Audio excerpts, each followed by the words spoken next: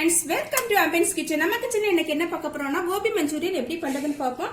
அதுக்கு முன்னாடி நம்ம சேனலை சப்ஸ்கிரைப் பண்ணாதவங்க சப்ஸ்கிரைப் பண்ணிக்கோங்க. அப்படியே பக்கத்துல இருக்கிற பெல் பட்டனை அமுத்திக்கோங்க. அப்பதான் நம்ம அப்லோட் பண்ற எல்லா வீடியோ உங்களுக்கு உடனுக்குடன் கிடைக்கும்.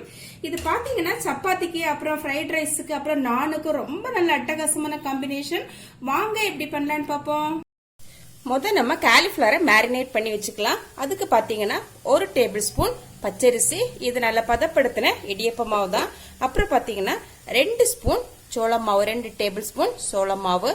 அதுக்கப்புறம் பாத்தீங்கன்னா 3 டேபிள் ஸ்பூன் மைதா மாவு, 1 டேபிள் ஸ்பூன் இஞ்சி பூண்டு paste, 1 teaspoon Kashmiri chilli powder, 1/2 teaspoon மல்லித்தூள், 1/4 டீஸ்பூன் மஞ்சள் தூள், 1 டீஸ்பூன் உப்பு.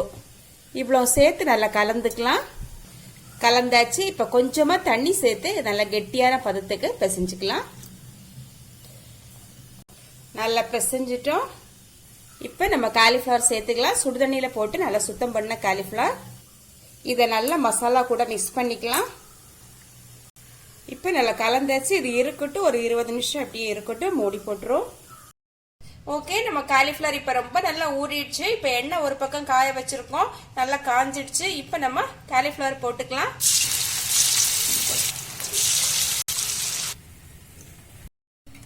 ஓகே, இந்த மாதிரி திருப்பி திருப்பி விட்டு நல்லா ஃப்ரை பண்ணி எடுக்கணும். இருக்கட்டும். ஓகே, இப்ப ரெடி ஆயிடுச்சு. நம்ம மெதுவா வெளியே எடுத்துடலாம். இப்ப நம்ம ஒரு இரும்பு கடாய் அடுப்புல வச்சிருக்கிறோம். கடாய் நல்லா காஞ்சிடுச்சு. இதுல நம்ம 2 டேபிள் ஸ்பூன் எண்ணெய் விட்டுக்கலாம். நான் ரிஃபைண்ட் ஆயில் தான் யூஸ் பண்ணிக்கிறேன். எண்ணெய் நல்லா காயட்டும். எண்ணெய் நல்லா காஞ்சிடுச்சு. இதுல 2 டேபிள் ஸ்பூன் நறுக்குன பூண்டு போட்டுக்கலாம். ஓகே, பூண்டு 2 நிமிஷம் நல்லா வதங்கட்டும். 2 நிமிஷம் வதங்கியாச்சு. இப்போ நம்ம ஒரு பெரிய வெங்காயம் எடுத்து இந்த மாதிரி குட்டி குட்டியாக நறுக்கிறது சேர்த்துக்கலாம். அப்புறமா ஒரு பச்சை மிளகாய் போட்டுக்கலாம், குட்டி குட்டியா நறுக்குனது. ஓகே, இப்போ ஒரு 2 நிமிஷம் வதக்கிக்கலாம். இப்போ இது கூட சில்லி சாஸ் சேர்த்துக்கலாம். Red chilli sauce 2 table spoon, 3 table spoon tomato ketchup, 1 table spoon vinegar, 2 table spoon soya sauce. இப்ப நல்லா கலந்து விட்டுக்கலாம். இது கூடவே 1/2 டீஸ்பூன் மிளகாய் தூள் சேர்த்துக்கலாம். அப்புறம் 1/2 டீஸ்பூன் உப்பு சேர்த்துக்கலாம். இப்ப 1 டேபிள் ஸ்பூன் கார்ன்ஃபிளவர் எடுத்து தண்ணியில மிக்ஸ் பண்ணி வச்சிருக்கிறேன், அதையும் சேர்த்துக்கிறேன். சேர்த்ததும் நல்லா கலந்து விட்டுக்கணும். ஓகே, இப்ப நல்லா கெட்டியாகி வந்துச்சு. இப்ப நம்ம பொரிச்சு வச்ச காலிஃபிளவர் சேர்த்துக்கலாம்.